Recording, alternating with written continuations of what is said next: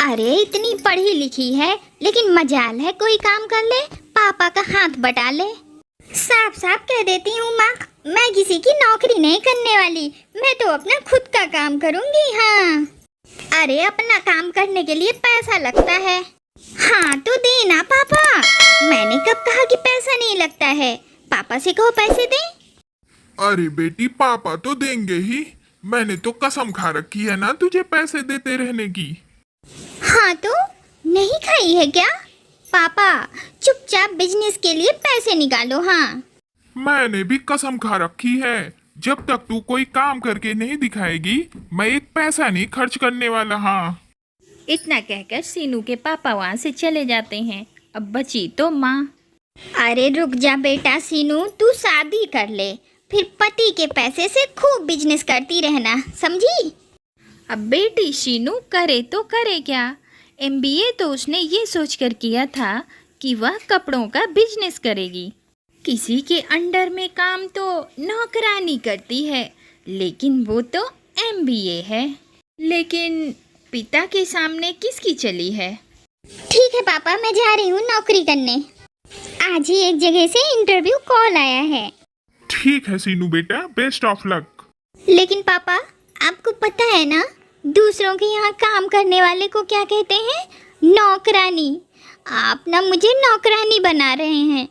हाँ हाँ ठीक है जाओ, मैंने भी जीवन भर दूसरे के यहाँ नौकरी की, तो क्या मैं। हाँ तो पापा नौकर ही रहे हैं आप, और आप मुझे भी अब नौकरानी बनने के लिए भेज रहे हैं। अच्छा पापा ये बताओ, दूसरों के सपने साकार करने के लिए हम क्यों भागें? खुद के सपने क्यों ना हम साकार करें? बातें करवा लो तुमसे, मैं तो नौकर हूँ ना, नौकर कहाँ से लाएगा इतने पैसे? हाँ बोलो कहाँ से लाएगा पैसे? फिर शीनू अपने नए दफ्तर में जाती है, जहाँ उसका बॉस अपनी बेटी के साथ खड़ा होता है। शीनू के ही उम्र की उसकी बेटी पास में खड़ी थी। सीनू जी आइए आइए, तो आपने एमबीए किया है, क्या क्या आता है आपको? सर मुझे जमीन बेचने से लेकर के कंपनी लगाने, माल बनाने और उसे बेचने तक का सारा हुनर आता है। लेकिन तभी बॉस की लड़की बोल पड़ती है। पापा पापा इसे रख लो ना मेरे लिए, ये मुझे सब कुछ सिखा देगी, मुझे ये बहुत पसंद है, इसे रख लो पापा। वाह सीनू वेरी गुड। देखो ये है मेरी बेटी रीता, देखो तुम्हारा काम सिर्फ ये है कि इसके साथ रहना है। मतलब फिर मुझे क्या करना होगा? मार्केटिंग, एडमिन या फिर प्रोडक्शन में मेरा काम होगा? उस सब के लिए हमारे पास स्टाफ है, आपको बस ये करना है, मेरी बेटी के साथ रहना है। लेकिन मैं तो एमबीए हूँ और यहाँ काम की तलाश में आई हूँ, आपकी बेटी के साथ मुझे बेबी सिटर नहीं बनना। ए लड़की क्या बकवास कर रही हो, जब तुम्हें काम नहीं करना था तो यहाँ आई क्यों? शीनू उसे तो किसी की बात सुनने की आदत ही नहीं थी। ओए लड़की क्या होता है? शीनू नाम है मेरा, बताया था ना आपको। चलती हूँ, कोई ढंग का काम हो तो नंबर है मेरा एचआर के पास, चलती हूँ मैं। शीनू वहाँ से दरवाज़ा बंद करके चली तो जाती है, लेकिन जैसे ही वह बाहर पहुँचती है तो उसे उसके पिता के शब्द याद आ जाते हैं। नौकरी नहीं तो पैसा नहीं, वह भागकर वापस आ जाती है। सर सॉरी, वो है ना, मैं मजाक कर रही थी। वैसे आपकी बेटी को मेरे जैसी ही सेक्रेटरी की ज़रूरत है ना? पापा देखा वापस आ गई। सर मुझे ये नौकरी दे दीजिए, मुझे इसकी बहुत ज़रूरत है। आपकी बेटी को मैं इतना सिखा दूंगी कि वो 2 महीने में ही अपनी फैक्ट्री खोल लेगी। लेकिन अभी बॉस के सर पे तो पारा चढ़ा हुआ था। अरे अचानक से क्या हो गया, निकल गई हेकड़ी क्यों? हाँ सर हाँ, निकल गई हेकड़ी, बस आप काम पे रख लीजिए किसी तरह, आप तो मेरे पापा जैसे हैं। बॉस एक तरफ सीनू को देखता है और दूसरी तरफ अपनी बेटी को, और मन ही मन सोचता है, चलो रख ही लेता हूँ काम पे, कम से कम मेरी बेटी को सही रास्ता तो दिखा देगी, वरना ये आवारा दोस्तों के साथ आवारा हो जाएगी। हाँ हाँ ठीक है लड़की। लड़की नहीं सर, शीनू नाम है मेरा। हाँ तो शीनू चलो मेरे साथ मेरे केबिन में, मैं तुम्हें तुम्हारी सीट दिखा देती हूँ। बॉस की बेटी रीता सीनू को लेकर चली जाती है। अब बस क्या था, उन लोगों के जाने के बाद सुनो रामू, इस लड़की के साथ प्यून जैसा व्यवहार करना। प्यून जानते हो ना? हाँ सर, मतलब ऑफिस बॉय, वही जो ऑफिस का नौकर होता है ना। हाँ, ऑफिस बॉय। ठीक है, जाओ। बड़ी आई थी मुझे हेकड़ी दिखाने वाली। रीता शीनू को बैठने की सीट दिखा ही रही होती है कि तभी वहाँ रामू आ जाता है। शीनू, तुम्हारी सीट वो है वो। शीनू देखती है कि वो सीट दरवाजे के पास रखा एक टेबल था। ये तो चपरासी की सीट है। थोड़ी देर के लिए तुम वहीं बैठो, मैं रीता मैम से मिलकर आता हूँ और बाद में तुम्हारा काम तुम्हें समझाता हूँ। शीनू क्या करती, पर पिता से बिजनेस करने के लिए उसे पैसे लेने थे, इसलिए वह यह काम करने के लिए तैयार हो जाती है और तभी उसको कोई आवाज़ देता है। वो उसके पास जाती है। तुम चपरासी तो लगती नहीं हो, जरा पानी लेकर आना। ओए, एमबीए किया है मैंने, बड़े आए हैं पानी मांगने वाले। हट। अच्छा, एमबीए करके चपरासी की नौकरी? क्या जमाना आ गया है। शीनू रामू का वेट कर रही होती है कि वो आए और उसे उसकी सीट बताए।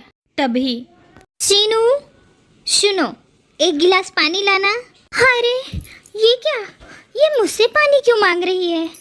हाँ हाँ, ला रही हूँ। शीनू रीता के लिए पानी लेकर जाती है। तभी वह उसको अपना टिफिन दे देती है। शीनू जरा खाना लगाना मेरा, और वो भी गरम करके। हाँ। शीनू खाना लगाती है, उसको गरम करके खाना देती है और उसके जूठे बर्तन उठाकर रखती है। अरे जल्दी जल्दी हाथ चलाओ, ये कैसे काम कर रही हो? मैम, ये आप मुझसे कैसी बातें कर रही हैं? मैं एमबीए हूँ, कोई नौकरानी नहीं। तो ठीक है, छोड़ दो नौकरी। तुम्हें पीए ने बताया नहीं कि तुम मेरी पर्सनल असिस्टेंट हो, समझी? इसलिए जो मैं बोलूँगी वो तुम्हें करना पड़ेगा। अब शीनू क्या करती, नौकरी छोड़कर घर जाकर पापा को ये भी नहीं बता सकती थी, क्योंकि उसे बिजनेस करने के लिए पापा से पैसे लेने थे और उसे जिंदगी भर नौकरानी बन के एमबीए काम वाली तो नहीं बनना था। क्या खोई खोई हो शीनू? जाओ बाजार से मेरे लिए नारियल पानी लेकर आओ। शीनू बाहर की धूप और गर्मी देखकर परेशान हो जाती है।